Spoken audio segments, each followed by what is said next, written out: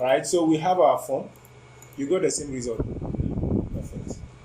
So we go back to the form in the code, and now we'll try to add a select box. So we'll say choose. Okay, choose. Then let me just try to go to the next line, just like that, so that I can get space. Because this is a compound tag. We select. You see, it opens and closes just like most given tags. Then inside the select, we need to write option. So like, how many options do we have inside that select box, right? So we close the first option. So I will write rice, right? Rice. Then I will create another option. Look at how I'm doing it. Have you noticed how I multiply the code? So you see, you place your cursor on a line like this, and then you press Command C, just like that, and then you press Command V again. So these are two shortcuts again we are learning. Command C, that's to copy, and you command V to paste. So when you place your cursor on a line like this, you copy, you use Command C, it copies the line. When you do Command V, it will paste it again, and you get multiple lines immediately. Did it work? Let me come and see. Command C. If you can copy the code, Command C. So you press adapt it. Yes, okay. Now do Command V. Do Command. Okay, Command V. Command A. Good. So now you can just edit the content of the option. So I wanted us to write just like we did with the list element yesterday. So in front of the text area 2 here, in front of the text area, I would like us to add here as well. So that it will shift the list down, right? Like just like we did here, so that there's no message back to the next line. I want them to be aligned vertically. So after the text area, we'll add another BR. So here is the BR. Now let's check the results. We use Command Tab to move to our browser. Then we reload. So here I can see my list. It seems I have a challenge. I have a challenge because I wrote the option is not correct. The spelling is wrong. Oh, this is crazy. I didn't see it. So option. Yes. So now I can reload and I see the list. You got the same list. Yeah. So basically that's how it works. So in mobile apps and other things, it's the same concept that is used in producing such things. Right? So the beauty is that later on we can be able to use styling to style them and give them custom shapes and other things. So that's the thing. Okay. So we have seen how the select element works inside the form. Alright. So what other element we have? Okay. So input, this area, select. And what else do we have? We've seen button already, right? We've seen button already. Okay. So I have done some correction.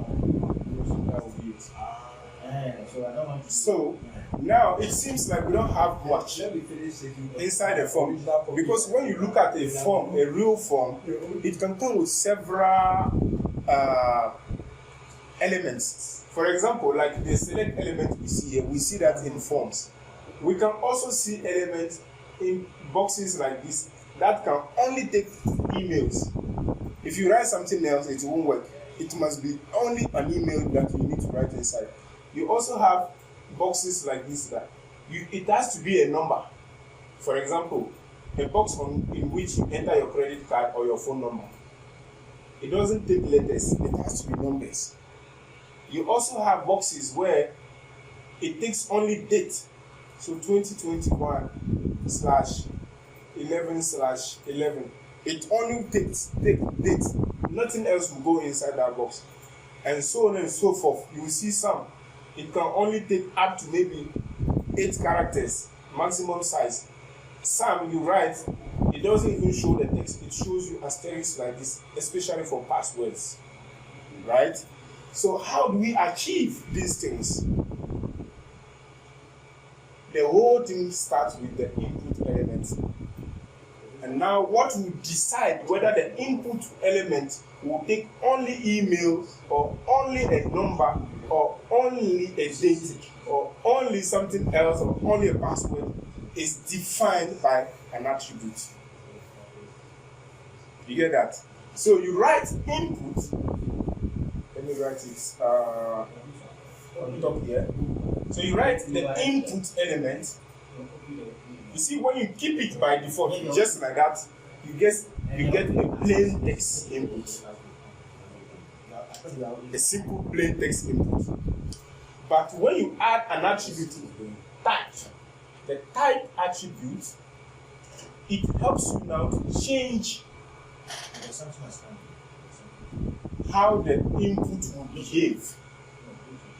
So by adding the type attribute, it helps us to change how the input will behave. For example, in the type, if I give it as value, email, sorry, it's not T, then we are going to get an email field. If you type something else and click on submit or send button, the field will tell you is it requires an email. Let's give it a try. So we have an input email on top, right? The first input. Let's add the type attribute and then we write email. Then at the end of the select, we'll add a button. At the end of the forms, add a button so that we can use it to click. And that button will be submit.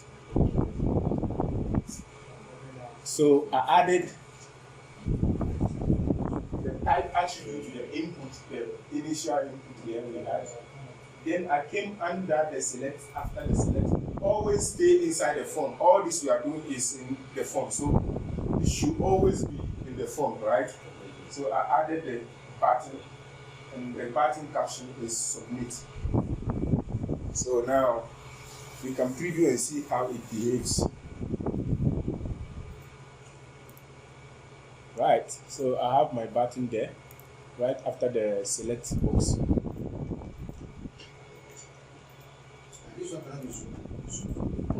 Yeah, I can zoom. Oh, I usually forget that I can zoom the browser too. I beat you. So right, so I have the button here. Let me also add a BR here. A BR so that the button will go to the next line. Good. So I have my button here.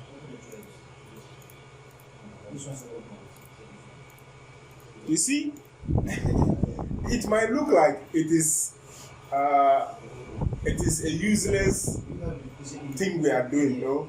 This thing so basic, so nothing. But in the end, when you look, even the biggest website in the world, Amazon, eBay, Google, Gmail, all these small elements we are studying here are all used there. In fact, they can't even escape it. So it means we are learning something great after all. We are learning something great. Okay, so now let's try to click on the submit button and see. Yeah, it goes. Okay, it won't work because, okay, there's another parameter we need to add to make it work. Oh, no, not read only. Required.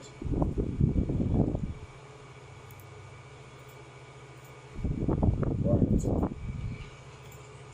So I'm adding an attribute. Let me verify what I'm saying before. So yeah, it is working. I don't know. So this is what you do.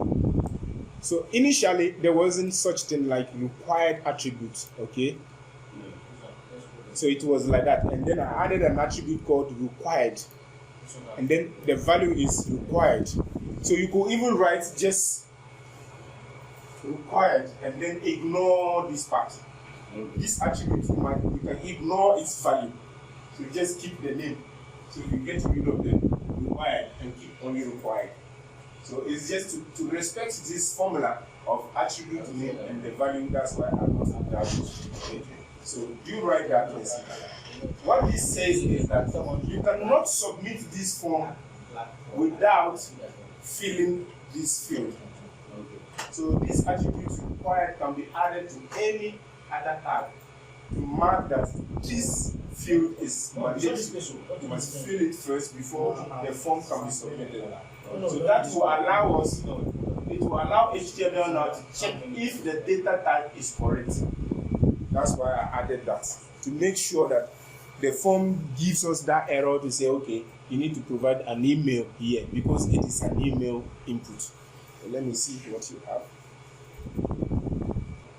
Okay, let's write something else. Something else is exactly, that's it. So I wrote anything different from an email. You see, the field is telling me, no, please include at in the email address, because we said the input is an email, so it's nothing else can go in. So you get that? So we can get rid of the required. We'll come back to it later once we have bigger forms. At least we discovered another attribute. Right? So by selecting the type as an email, the browser is able to validate the content of the input and tell us, no, what you are entering, this field was expecting an email instead. And an email contains the @ sign. Is it working?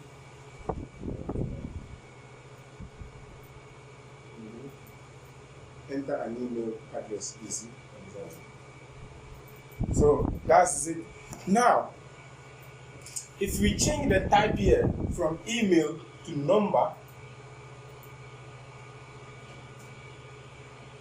we are also saying this field will only take numbers.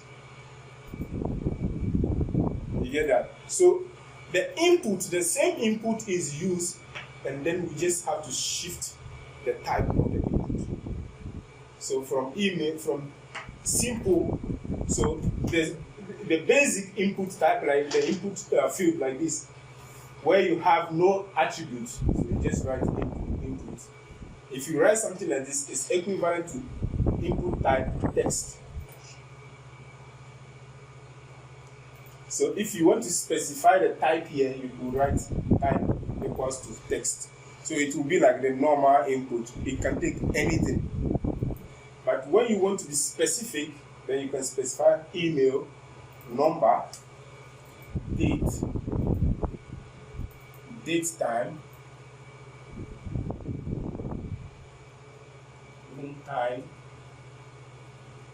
right? Then here, what was it? Nothing. Forget that. Then this one, type password. So the type password is used for the password fields. That's why when you are typing your password, it shows the asterisk every time. And as when we start using JavaScript, you will see that we'll have the possibility of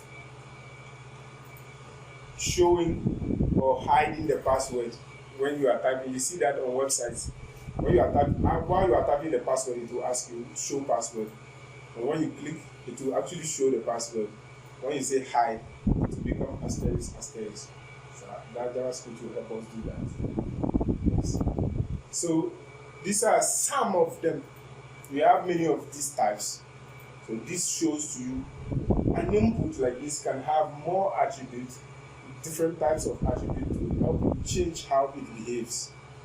So next time when you get an input that says enter password, you have to change the type into password. When you have an input that requires numbers, change the type into numbers. When you have an input that will take an email, change the type into email. But if you don't care about the type of content people type into the input, keep the input as the type as text. As simple as that.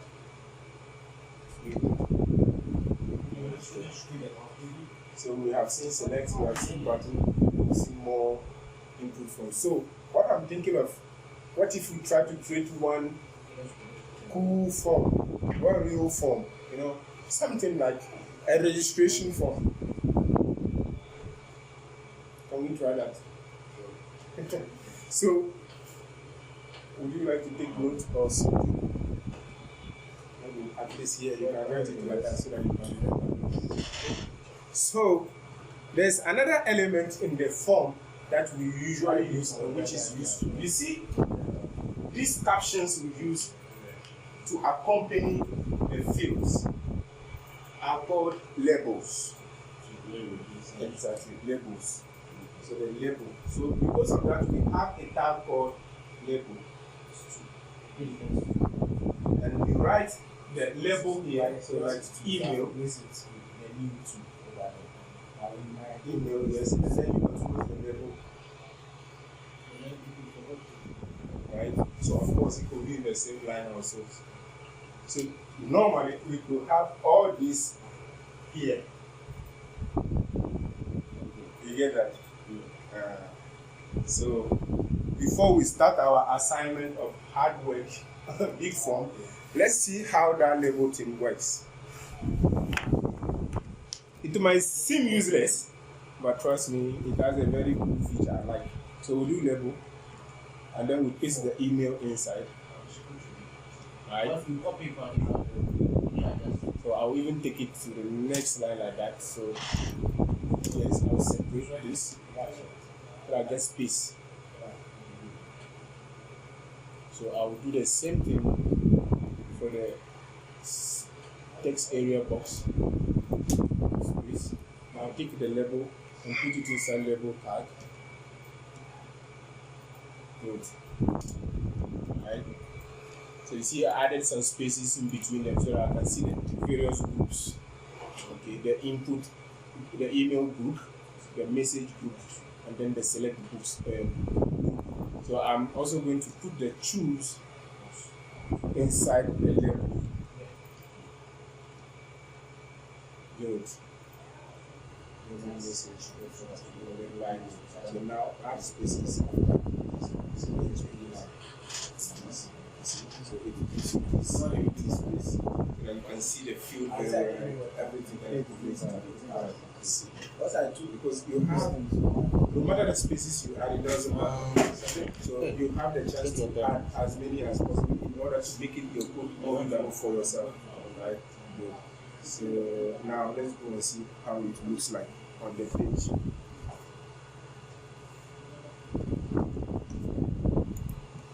It seems nothing changed. Nothing really changed. Nothing changed. Yes, because the label tag is a mute tag, just like the span tag, the div tag. Remember, the div tag we use has no effect. It had no effect. It didn't do anything special. The same thing with the span tag. Nothing. They are just they are mute. So the same thing, the label tag is mute until you define what they will be used for yourself. So there's one particular use to the label tag, which is sometimes you are on a website. When you click on the caption like this, the cursor will jump and appear here, and it will start blinking here. Have you noticed that thing before? Let me see if this computer is okay. It's connected to the internet. Let me show you an example. Let me go on transport.com. Of course, I will use my example. Oh, you can see it on the board now in transport.com. So we'll see an example. Okay, so I'll go to the sign in page. Okay, and you can see here.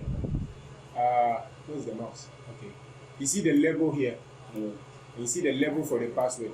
Now let me click on the email address label.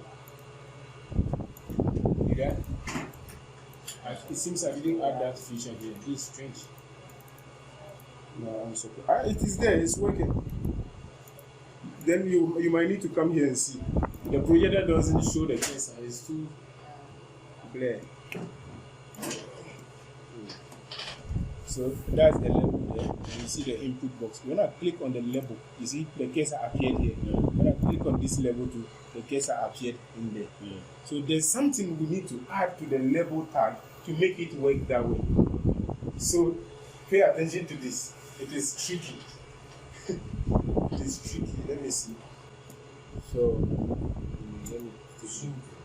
Yes, it is zoom. Can you see? Yeah. Alright. Let me even change the color. Something like this. You can see this one too. Good. So now see how that thing works. Pay very careful attention to it.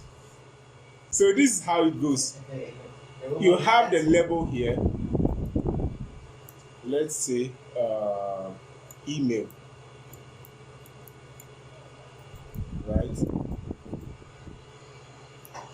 So let's say email and then the input here. So you want to be able, when you click on email, the cursor will show up here. The reason is, it seems now you have this whole space for the user to click in order to start filling the form. It means this area here, anywhere he clicks, it will bring the cursor inside here. So that gives the chance to the user, even if he's not careful, he can still start typing. It's a user, what do you call it? Usability. It's a usability feature. So to achieve it, we are going to take a different color again. So let me take orange this time. Something that is shiny like this purple. So this is how you create the label. You do label, right? The label tag. Then you add an attribute to it. And that attribute is called for. So it's like a label for what, right? And then in here, as value, you give it, and this is where you have to pay attention, because this will lead us to discover a new attribute on the input. On the input, we've seen the type attribute already. Right? So we are now going to see another attribute called ID. So you write a name here or an ID here. It's not ID like this, but let's assume that ID is called, let me reduce the size of the text. Oh, it's big. So I'll call it email underscore F as field, right? And then I'll come back to one and then close the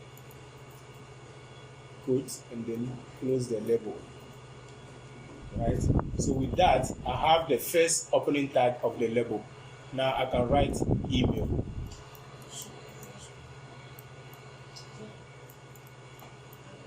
Right? And then we can close the label tag. So let me come here and close the label tag. It could have continued on the same line, right?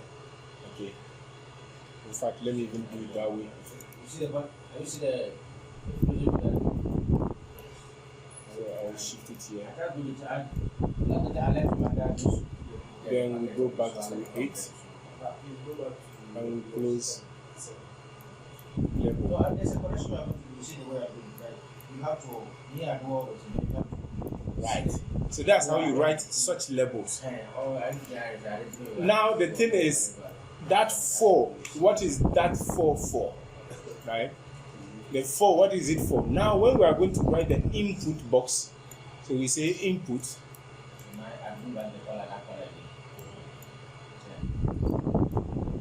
Okay. We say input type.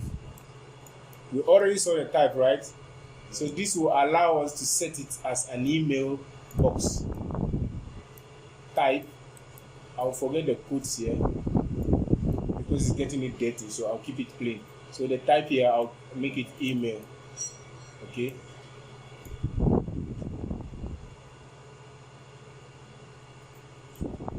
So email, and then we add another attribute called ID. ID. Now that ID, the value, whatever value we write in here, whatever value we write in here, so let me close the input like that.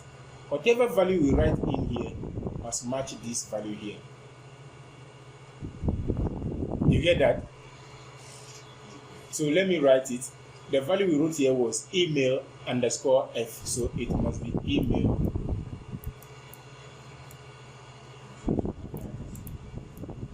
underscore f. So what it means is, when you are setting a label for, the for must always go for with an ID. You get that? So whatever value the input ID has, that's what you write as the for. This is like linking this label to this input. Practically, let's write the code and see how that is going. So we'll go to our form again. Now where we had label for email, I'll take that input. So input type email, I'll add attribute ID. And then, let me keep it small letters. So ID equals to, and then we say, why is it capital? ID, okay. Then the value of the ID, I am saying email underscore f. It's my choice. So I attribute this ID to the email input. Now, since I want to link that email input to the label on top of it, I will add to that label to that. This as a label, you are for the ID email input. You are defined for ID email input. So it's like this input, you are defined, this label, you are defined for this input. You get that? So in order to say, okay, define for this input, so we use the ID attribute to assign it a for label. It's a tricky thing, but it's quite okay. Over time, you see that you will start to get it very easily. So every time you say label for, so when you define something like this and you realize you click and then the cursor didn't come inside the input box, there must be mismatch between the value of the for attribute and the value of the ID attribute. That's all. As far as the two values are the same for the for attribute and then the ID attribute, the two will be linked instantly. And that doesn't matter whatever name you give. It's up to you. You can choose. It can be just E, and then you just need to get the E as well. It has to be the same values. That's all. But non-numerical values, no numbers. Now, if we refresh our browser to see how that works, so we can now go to the input and click on the email, and you see it has selected the box. You see that? Congratulations. It's quite wonderful, eh? So these basic things can become very powerful, and it is available even on the giant website. Less resources but efficient.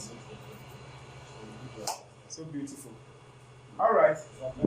So we'll continue with the data structures while we continue to discover more attributes, right?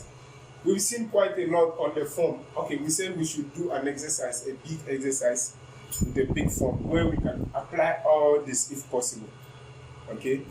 There are other things inside the form, so many things. So many things. Forms can go so complex. So if you have a client who gives you a job and you see that this job will require so many forms, charge. Charge immediately because you are going to suffer a lot. You are going to suffer a lot. So I would like us to practice with a small form. Yes, I call it small, but it's going to be big. So through that exercise, we are going to discover more attributes, more tags. All right. So this is the form I want us to have. I want us to have a registration form. Okay, a form that will allow somebody to register on the website. So what we will require is the first name, first name. So the first name, okay. Then we'll take the person's first name. Then last name. So the thing is, sometimes, in most cases, when you meet the clients, they will give you what they want. None of them will sit down and explain to you how the form will look like or what it will contain. You have to understand based on what they are saying and based on what they want. That okay, this form will need an email input. This form will need a selection box. This form will need a date field, so on and so forth. So it's up to you. Then we go with the last name. Then we take email as well because we want people to sign up. Email. And it must be an email type. Okay. Then we'll take password. Then it will be password type in a way that when you type, you don't see the password the person is typing. Okay. Then we'll ask the person to indicate their age. Age is always a number. So we want a number, so like something like 18 years. Okay. After that, what else can we ask? Note very well how this form is structured. You have the level, and then the input goes to the next line. The level, the input goes to the next line, and so on. Okay, what else can we do? I think that's fine. We can start with that, so that we go quickly. So here we go. So we can get rid of the first content here. Right, so I'll get rid of this. If you want, you can create a new file for it. So the button will be having the level of register. Register. That will be the button. So let's create a new file altogether, right? So this file, we are going to name it form task, right? Forms underscore tasks or task.html. Any name you want, just to recognize that this is an exercise on forms. So form task.html. Save it. Then we start writing our HTML. It's good we start it from scratch so that we practice in writing. Okay, so the title will be registration form. Registration. So the registration form. Right. Good. Then we go to the body part of our form. Of course, since we are just dealing with the form, let's give it a label. Let's give it some H1 title on top, and we say fill this form to register. Fill this form to register. Alright. So under it, we will now start the form. Let me indent this a bit. You see, it is aligned with the body tag. I don't like that, so let me indent it with one tabulation. So I will do the same thing with the form. So I start by opening the form tag and then pressing tab. By the form tag by pressing the form the tag. So I start by writing the form tag. Then I press tab. Yes, so I was confused about the words. Yes, then I go enter. After that, I will start with my first field, which is the first name field. So label, we go ahead with label. And then as attribute to this label, we say 4. So space 4.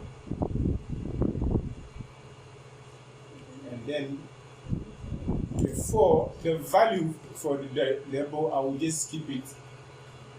I'll make it FN for first name. I'll make it FN. Okay. And then I'll say first name. First name. And since after the label, I must go to the next line. So let me just join some BR there. Isn't it? So after the BR, I can now go to the next line for clarity purposes, for the beauty of my code, and now add the input field. And the type, I keep it text, because this is a plain text I want people to write. I don't know how their name is. I don't know human being with a number name. Number 20, number 2. Then I shift to the name. We'll ignore the name attribute for now, but it will help me replace it by ID attribute. Okay, we'll see the name attribute over time, what that is used for. So now the ID must be the FN asset for the 4.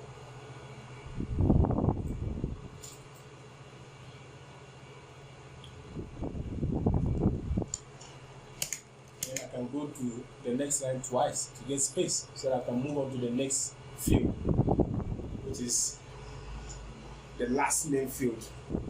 So in a normal situation where you are working hard to beat time and get your money, you just copy all these blocks, you paste, and then you replace FN by LN, last name, right? And so basically that's how you do. But here we'll type just to see and get used to things.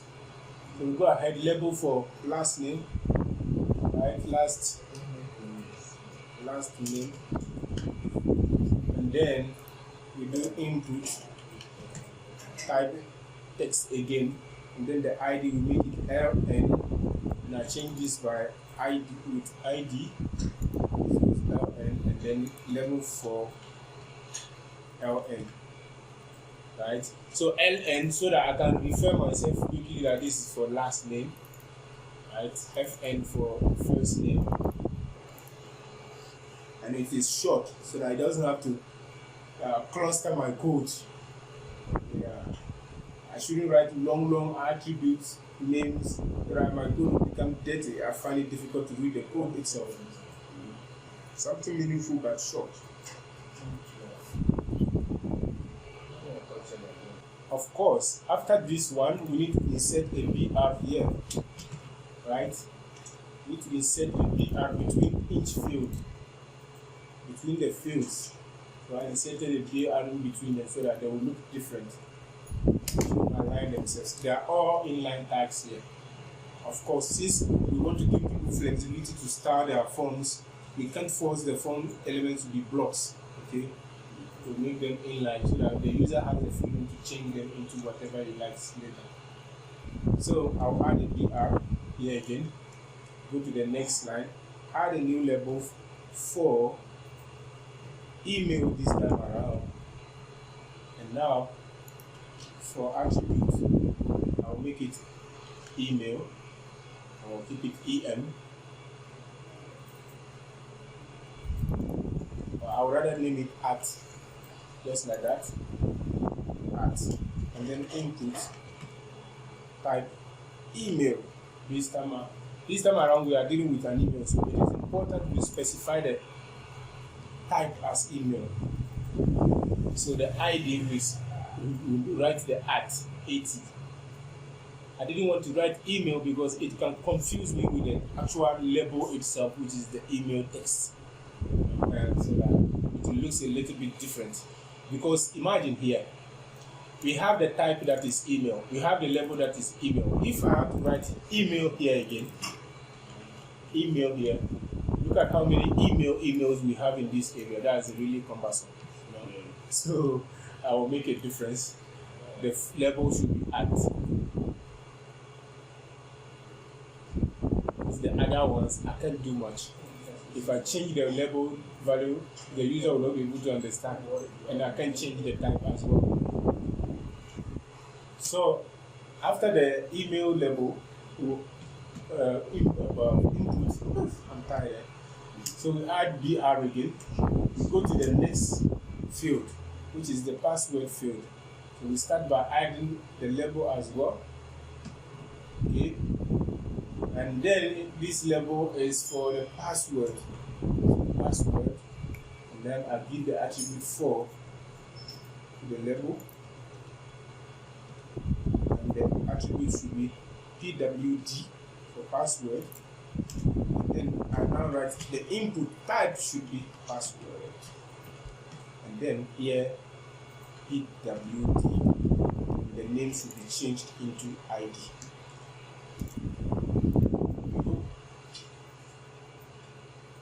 You see that the text can be big, the code can be big, but when we use text editors like Sublime and others, it's quite fast to write all this big code. Yeah. So right, I just remembered how I learned to code.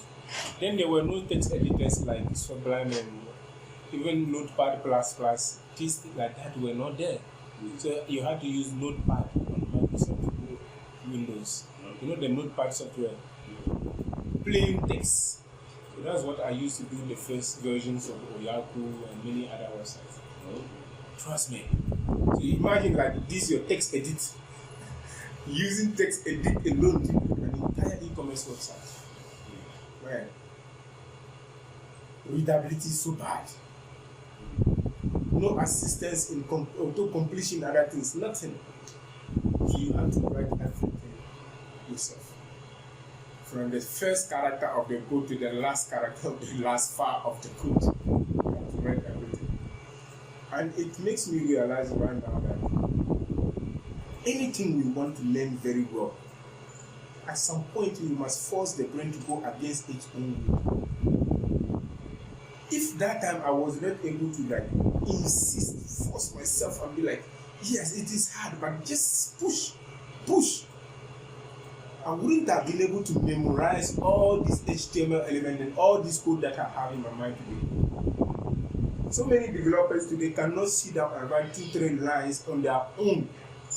They have to go to Stack Overflow and copy the source code. Quora here and there, Reddit here and there. They can't even have the courage to sit down and write one complete function. Because it seems too hard for them already. They have to go and look for somebody who already wrote it and take it through. Because the brain cannot handle it, they just can't. So at some point you have to sit down, force the brain to go against itself. It is hard, it's painful, but yes. If it is too painful, let's lie down and sleep some few minutes and come back. But we still have to continue. So make up yourself, make up your mind as a mind. So make up yourself, be ready to continue the work. So don't expect us to just give up now. We ain't giving up. Now I'm speaking American to you. Real New Jersey English. So we have to know that when we are learning that it might be really difficult, really like uncomfortable. That's the word. It's really uncomfortable at the beginning. It seems like everything is the same, and it becomes like a whole board in front of you with plenty nyama things that. But over time it starts to get clearer and clearer. Everything starts to distinguish itself from others, and then it means understanding is coming up. That's what we are doing. Okay, so we are done with the password field. Let's add our last field for our pattern. So we add a BR in between here. Okay, so that it goes to the next line. And now we add input. Oh no, before the input we have the label. And that's why I always advise new learners to really make good use of space. Because at the beginning the code seems to be into one thing. Use space so that it separates things and it looks like you have small blocks coming together instead of you to have a whole flat block of code. So separate, give space, make sure it is readable for yourself. So label for age, and then here will be for, and then we write age.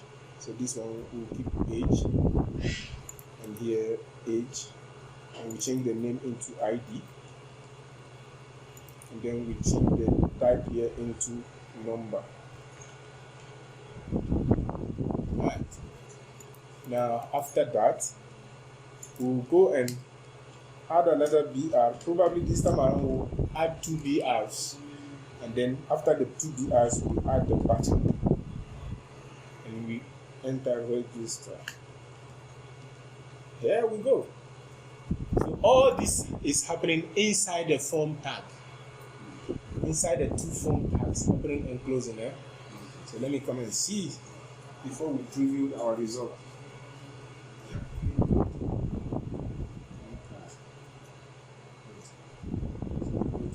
We'll add 2 BRs there. So now type BR, just BR. Press start.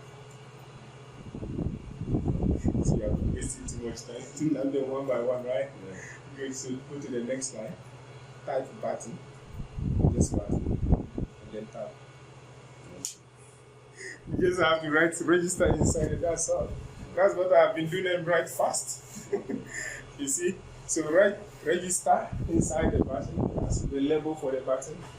And we'll go and preview what we have.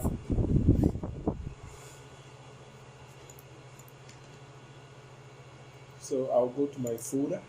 Where did I even save it?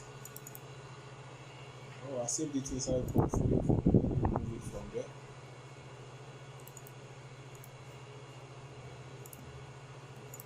I'll bring it back to website folder. Now we can open with our browser to see what we got. Good. Yeah, I forgot some things. So you can see in my case here, the first name, I have the first name here, and then the field went to the next line. But for others, I forgot to add the BR in front of the labels. In front of the labels, I forgot the BR. So I'll open the file again. So in technical, in a technical term, this is what we could call a bug, right? Call it a bug, because we forgot to add BRs in front here. Then our code misbehaved. You get it? Yeah. So we had a glitch in the code. We had something that behaved unexpectedly. So that is, in programming term, we call them bugs. So when you do that, you send the website online, the client can call you later. Oh, Charlie, bro, the form there, the first field was okay, but as others it seems it's not right. Oh yeah, okay, don't worry, I know where it is, I know what the problem is, I'll fix it for you. So we fix bugs. Okay, so let's fix our HTML bug. In my case, I'll just copy the first BR I made and then paste it in front of each level.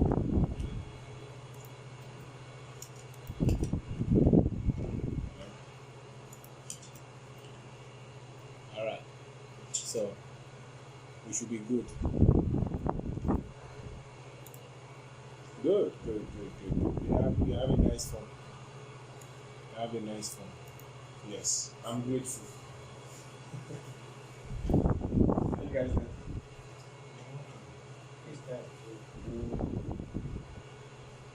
So in front of the levels, you add BRs. Enlarge your text editor.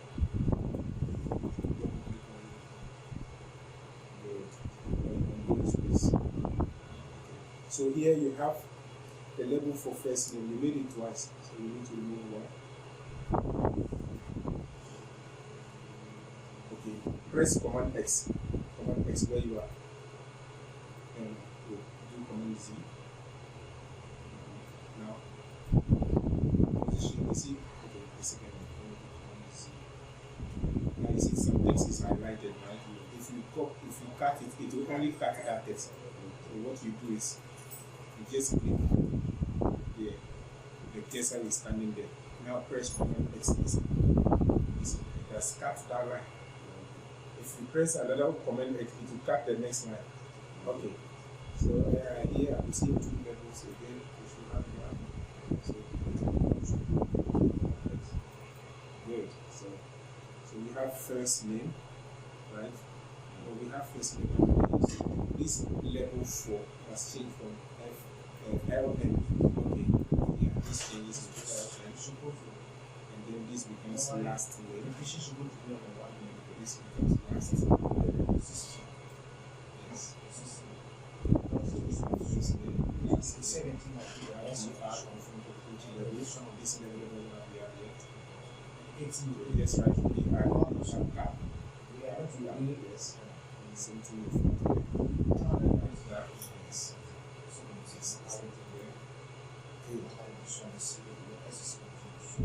So we can look on S to save, and I'll go to our browser and go to the folder to find the file. That's the file. This one looks more professional. This one looks more professional. This one, you have websites up to date that use forms like that. So you see, we will add another BR or certain inputs as well to increase the spacing at the bottom of each one of them. So try that and let's see what we get. So in front of each input, you add the BR. So that if you don't do ABC, In front here, you're telling me that I got the end. So I just remove all of that. ABC. and that we have this. Happy to hear is it. So what we do is when the location is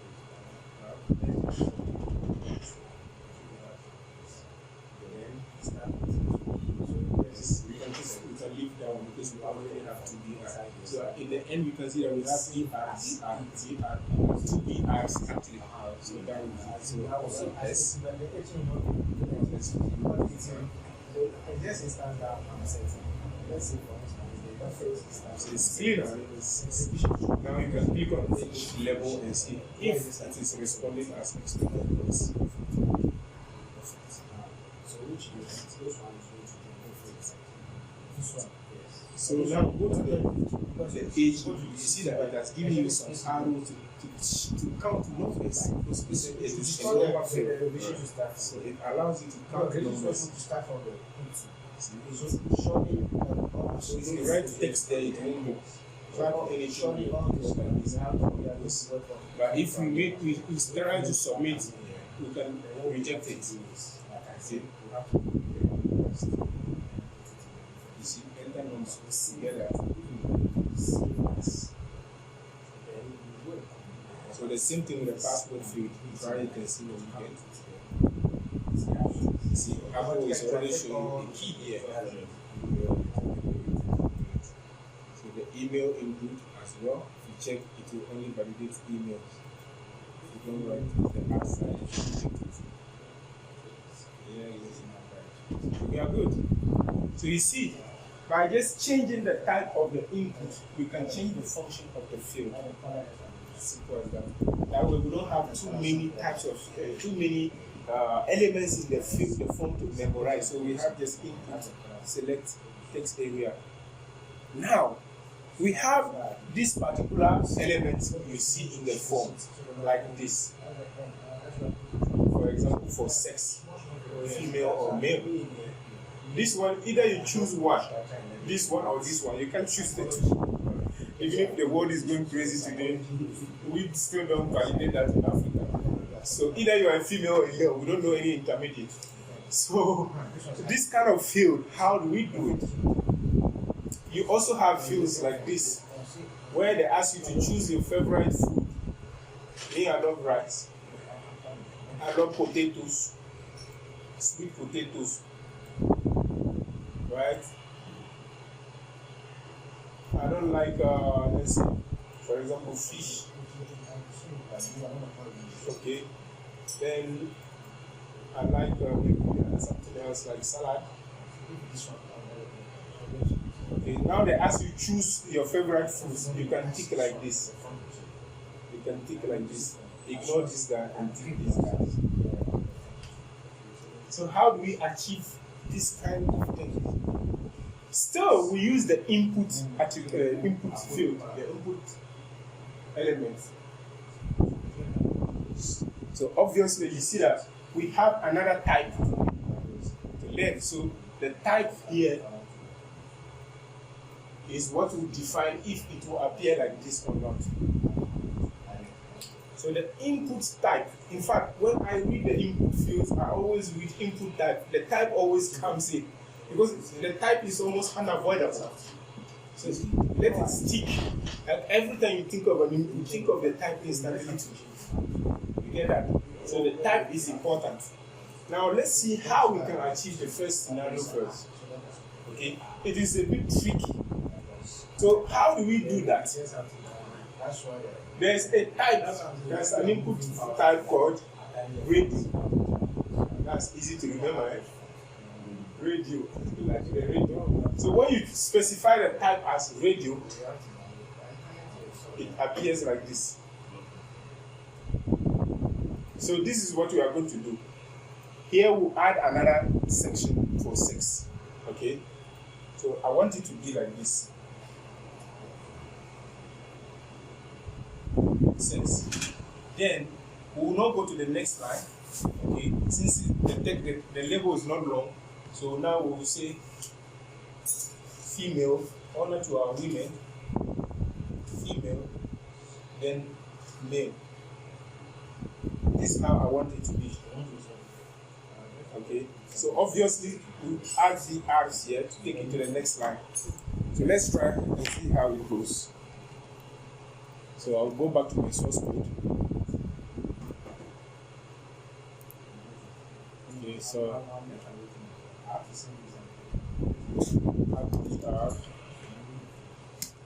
now I will say input. The type is radio. Of course, I forgot the label. So label for sex. Label for sex. So I will say for. I'll use sex. Then I think okay, let's go ahead. Then the ID should also be 6. Now, in order for the text female to appear in front of it, I have to write it in front. In fact, even from there, you can already check. You see? Delete all this. Delete all. Exactly. See? So the type we say range. So the ID, we change the name into 6. Okay. So now we match the two. Save it and let's go and preview and see what we have.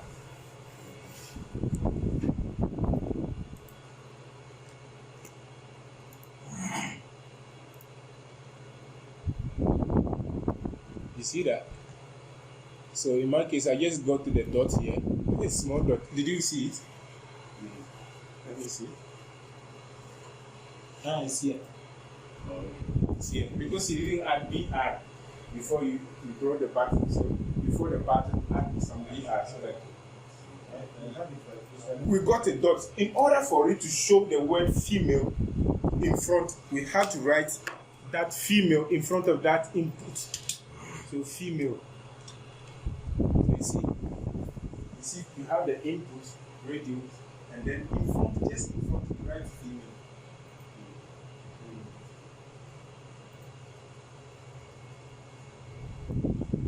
So that allowed us to have this one. It's left with the next one. So we have to add another input. So we go to the next slide. We say input. You see, this time around we are not adding label. We say radio. And then we say ID. This one, we will ignore the ID. For this one, we'll ignore the ID. I will tell you why right now. So just say input type radio, and then you add the label male. Just in front. Now you can preview on your browser to see what you got. I got the exact result, perfect.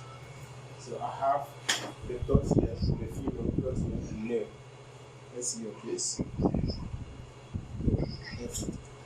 He didn't add the label 6 in front of it. Let's go to the code again. Label. There's a mistake. You see the text editor is showing up as something wrong.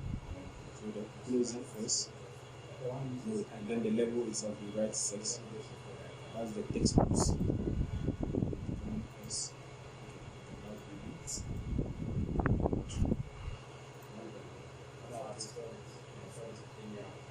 Now click on one of them. Is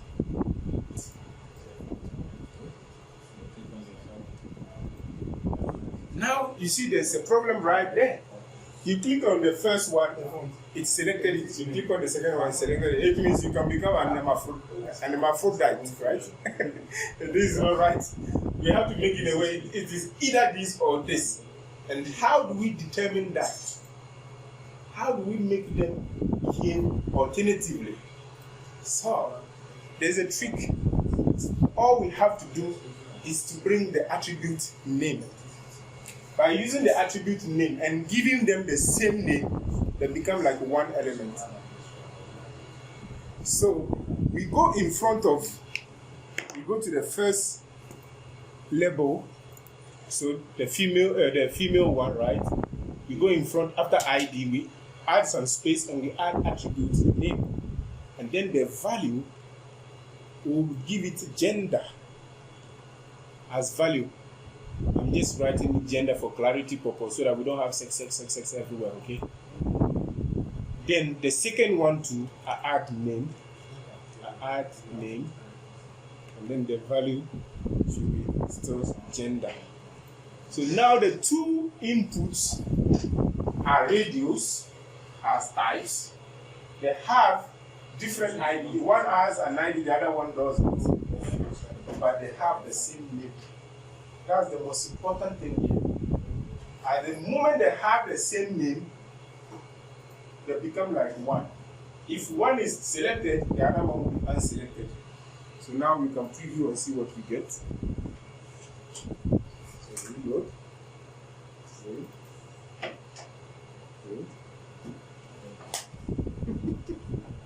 So the fact that they have one name is their one. So and they become antagonistic instantly. Antagonistic, right? Automatically, and then once one is selected, the other one's unselected, and vice versa.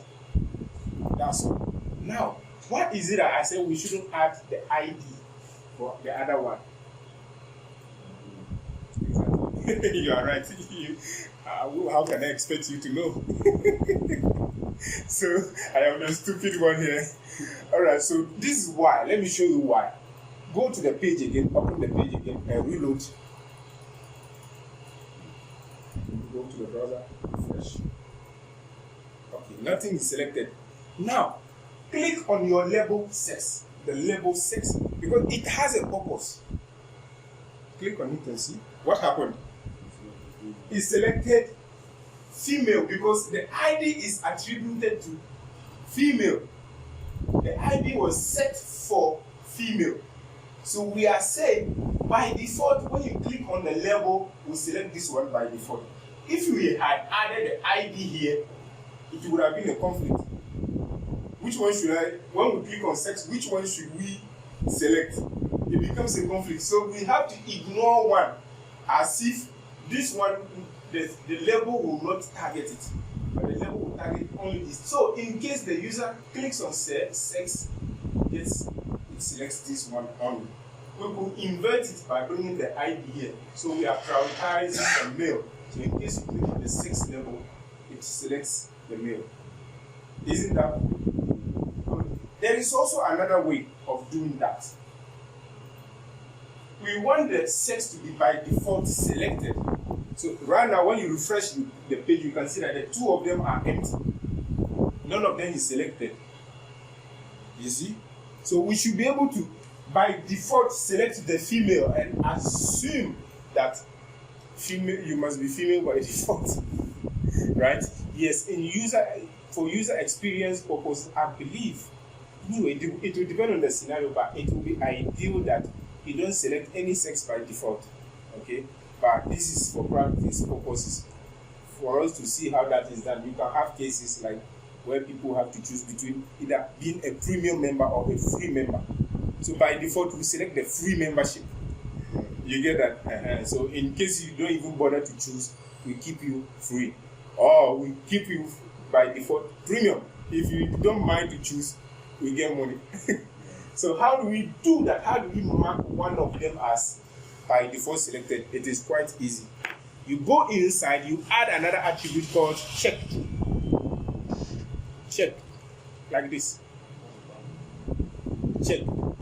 So you add that attribute in front of the name attribute, or in between, or anywhere you want. So you see, this attribute works just like the required attribute. So you could just write required, or required equals to required, but this redundancy is too much. Required equals to required. What for? So also you could write check equals to checked. No need. But it has its use somewhere when you start dynamically programming things. But here we just write check, and that's all. Now let's refresh the browser and see what we get.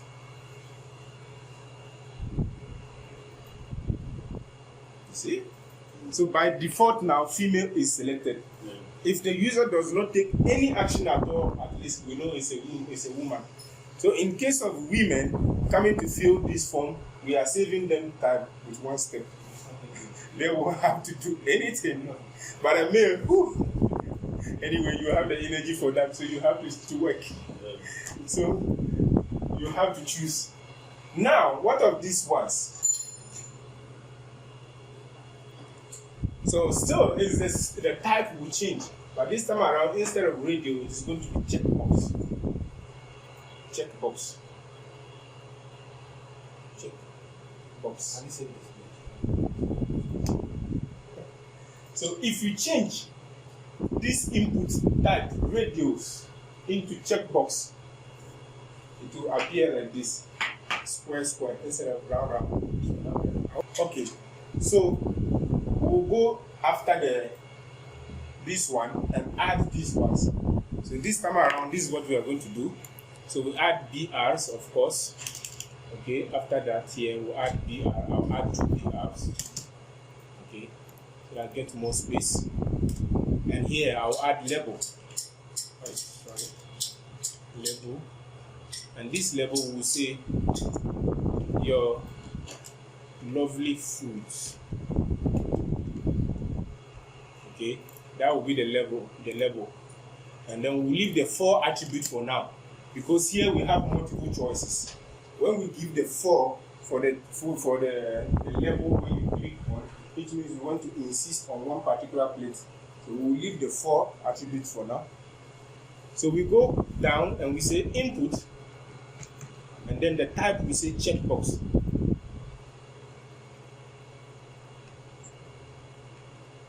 Okay, checkbox. So after checkbox, we can ignore the name. Let's ignore the name. So in front now we write rice. So all we have to do is copy this line several times. Remember how to copy the line, right? So Control C, Command C, then V, Command V, Command V.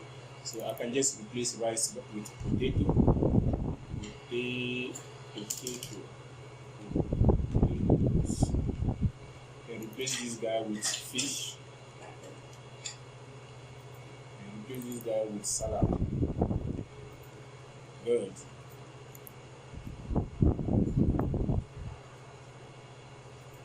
Of course, if you want them to go to the next line, we have to add in front BR. Look at how I'm writing here. Look at how I'm writing at this place. I want to add BR in front of each line so that it goes to the next line. BR. So I'm going to write it all at once. Check that out. Look. I do BR, bam, and I have it. I wrote BR 4 times. Once. Do that. So you use it's a tricky thing. Command. Yes, command. Yes, read it. And now click in front of it. See? So you are distributing the cursor everywhere. Then space. Type BR and tap. So you see, you use command to distribute the cursor to locations where you want it to appear. And then once you finish distributing it, and you can type, and you can type at those particular locations. And you get time. So let's save, check our browser and see what we get. Okay, in front of the label, we need to add BR so that it goes to the next line. Good. We have a lovely list of foods to choose. So in front of the BR, so the label here. Okay, yeah. Yes. So it gives us now a list of foods to choose. You can try checking them and see on each box. This one is quite easy, it's quite easy, but it can become a bit tough once we start saving it to databases or sending to emails and other things. So it can be something else, but it is all relatively easier than the radio boxes. Yeah. Because these ones, we give them different names. Okay, we give them different ID. So if you want to take one as this, the default for the label, so we will add 4, and then we add an ID to one of them. So when you click on the label, it will check it instantly, just like we did with the radio. So, but here, this is where people will choose their own thing, so there's no need to force them to choose something. So we can't check anything by default here. Otherwise, we could have also used the check. If you use the check inside here, it will mark that box as checked as well. So basically, you have seen forms. You are done with forms. Yes, a lot has to come later on, but that will require a next level. Okay, once we reach another next level, we'll come back to forms again and improve them. Yes, because we have much more attributes to discover through. Even the form tag itself, the main form tag itself takes so many attributes, right? So we'll come back to it and see how it goes. Even if we talk about it now, it will require us to know another programming language also, which is not necessary. Okay. So that being said, today, I wanted us to be able to see tables, and then from there we can be done with HTML and just practice. From next week, we'll start styling with CSS. Because right now you see our pages are flat, plain. There's no beautification. So I can clean here, right? Yeah. So we spoke of tables the other time as another type of data that we see in documents mostly. So we can expect as well that sometimes our web pages will also contain such structures of information. Tabular data, okay, so where you have a list of scientists, for example. So we have their number, let's assume their number, okay, and then their names, right? So number 1, for example, of course, that's me, Zubiri, right? I'm the number 1 scientist in the world. So we write Zubiri here. 2, okay, that's where John Doe comes. John Doe, right? And so on and so forth. This is a table. And we need to be able to reproduce such data structures with HTML, right? And how do we do that? This is where I really want you to pay attention. Tables are one of the most complicated HTML tags that so far every single student I've had, unless they had a prior experience, they always had the challenges to name the table. So I want us to take our time here, relax, cool down, and observe carefully. The table tag works just like the form tag, the OL tag, and UL tags. It starts with a table tag, and then it closes with table. It's quite easy, right? But if you write this in your code right now and then preview, nothing will show. It won't do anything. If you want to try me, type table.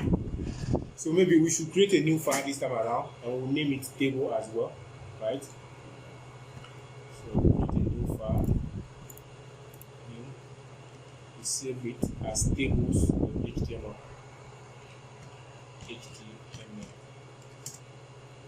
So we start with HTML, and then we give it title tables. You see that you are not even looking at the title anymore. You are now every time inside the body tags. That's what I was telling you. So once we get the title, the head part, we ignore it. So we give it a caption with some H1 maybe, and then we say HTML tables. HTML tables. Alright, so we go to the next line, and then we type table and we press tab to see if we can get something out of it. So I'll go to the folder and look for my tables file, run it with my browser. Good. So nothing shows. Nothing. After typing table, nothing happens. Let me see the side. Yes. Then you close the table. No S. So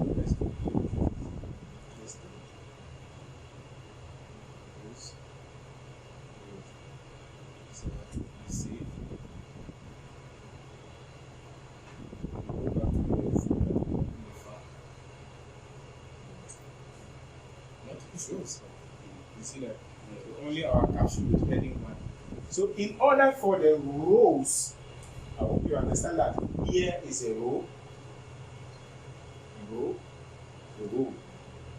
You know that, right? Yeah. And here is what?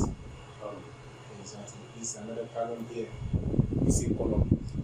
Column. So we have a table of 3 rows and 2 columns. Right?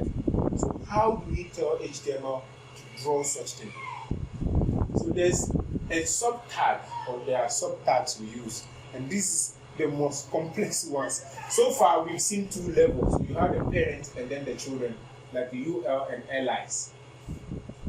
So the table, it takes parent, first child, was second child is living. So you see, with the table you go to this level. So you have the parent tag, the first child, then the grandchild. You see that? So the first child we write is TR, the tag. And we close it to TR.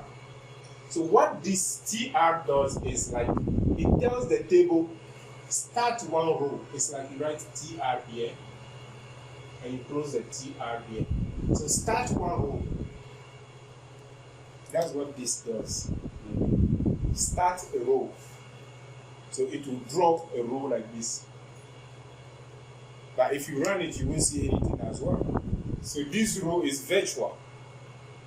So it will draw a row like this. Then inside, you start entering the columns. So you start cutting it like this. You get that? Yeah. So to cut the first cut, this is the first cut we have. To do this one, we enter another child. Now that's the grandchild. Table division.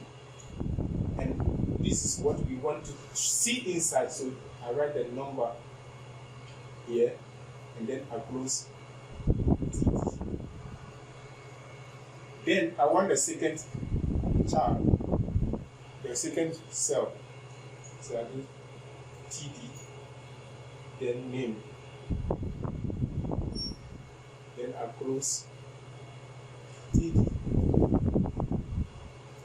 So this one says start a row.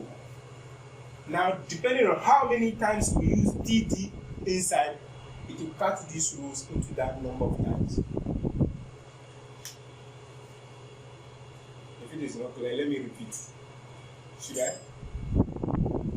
So,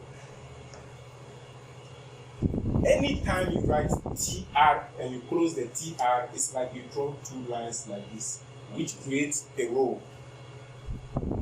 Okay? Anytime you write TR, so let me do it like this. That's what you do. So it's like it creates a virtual row. A row is set or created by two horizontal lines, right? So look at these two TRs as these two horizontal lines. Now, anytime we cut two horizontal lines, we get a table cell, right? Just one cell was born here, is born here, another one is born here. So anytime we cut again, we get a cell. Cut again, we get a cell. So the TDs inside the TR are in charge of doing this cutting. That's simple. So every single TR cuts, a TD cuts. Every single TD cuts. So let's try to add that so far and see what we get on our table.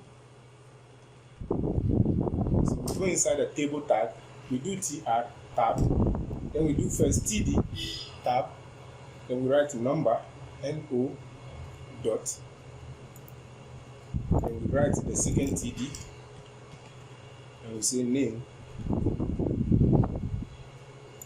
like this.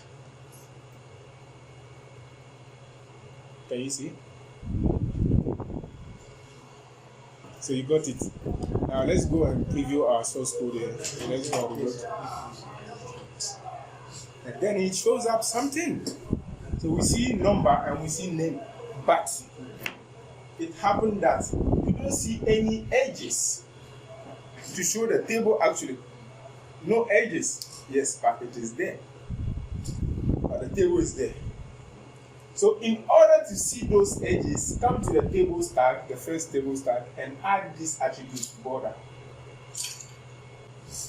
Normally the attribute will take a value, either 1, 2, so to show the thickness of the border, right? Yeah.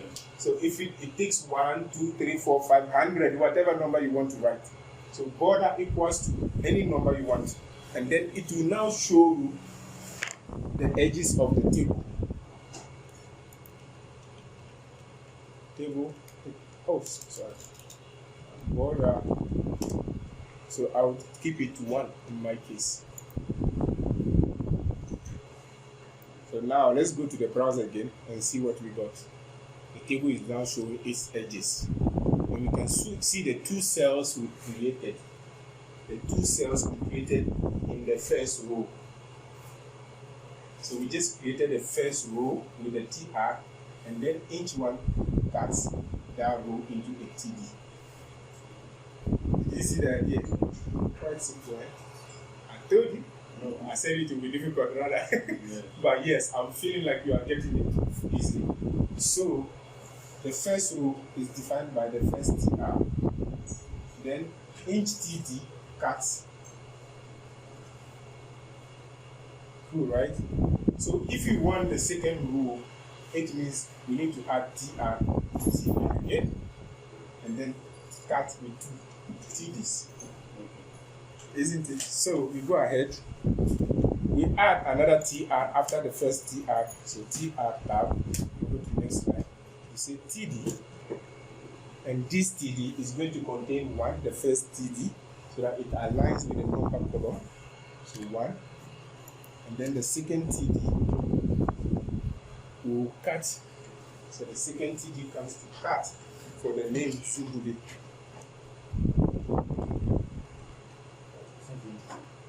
So this is the equivalent TR TD number 1. We close the TD, we open another TD, and then we write Subudi.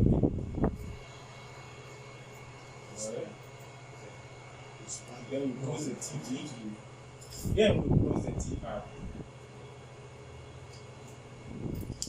So you see, 1 TR for the second row. The first TD cuts the row into one cell. The second TD cuts the row into another cell. So you can preview to see what we got. Hey, perfect one. So easy, quite easy. So we do the same for the last row. So I don't have space anymore here. We do the same by adding the TR, and then So we add tr after the other tr, so we add tr, right? So tr and we make a row. So we add a tr to make a row. Then we add 2 tds. So this one is going to be number 2. Then the next td, the next cell we cut is going to contain 20. And that's it. So you got the table, right? Yeah. So that's it. So now the exercise I want to give you. This one is going to be tough. Listen very well. The goal of the exercise is to help you, one, to learn how to combine many tags. Combine many tags, which is to have the possibility of having a source code that is huge enough. Okay? The second is to know how to nest tags. The second purpose of the exercise is to nest tags. And then the other purpose is to give you a good understanding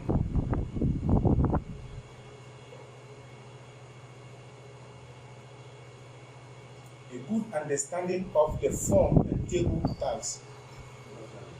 Okay? Form and table tags. So that's the purpose of the exercise. If you can achieve that, you are good to go. Like, there won't be anything else we can bring in HTML that will get you confused. The rest will be for us to be discovering more attributes and more attributes and more attributes. That's all. So this is the exercise. You saw the form we just did right now. Yeah. First name. And then we have the input field. You see, we had to abuse of BRs to get the spacing. It's not good. Too much BRs is not practical. So what we want to do is to rather insert that form inside the table. Are you getting it? So since we know the table can give us straight alignment like this, we'll rather use the table to align the form elements. So this is what you do. I'll give you the hint on how to do it. What I want us to have is this. A table like this. Instead of one here, a number, you have first name. And then here, you have now the input field. You are following, right? The same thing here, we'll have last name. And then we'll have the input field inside. And so on. So, every single label will stay here. And then the input will be here, label here, input will be here. So you see that the form will be automatically adjusted. We don't need to add any BR. So in the end, you get a form with label here, and then the input here, label here, input here, label here, input here. And you can see the table already. Right?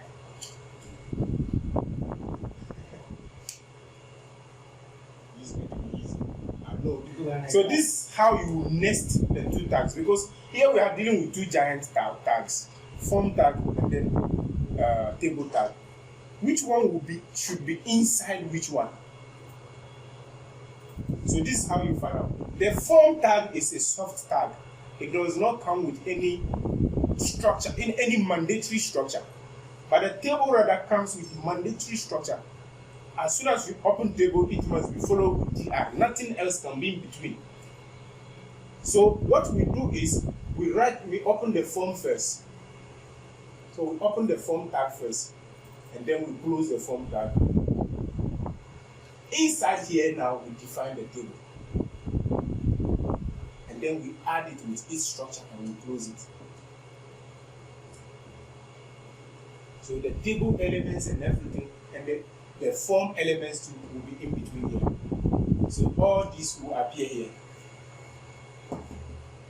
So you start with the first TR, and then the TR, then the first TD that will contain the level of the input, and then here you come, you say input type email, input type X. You see the idea here?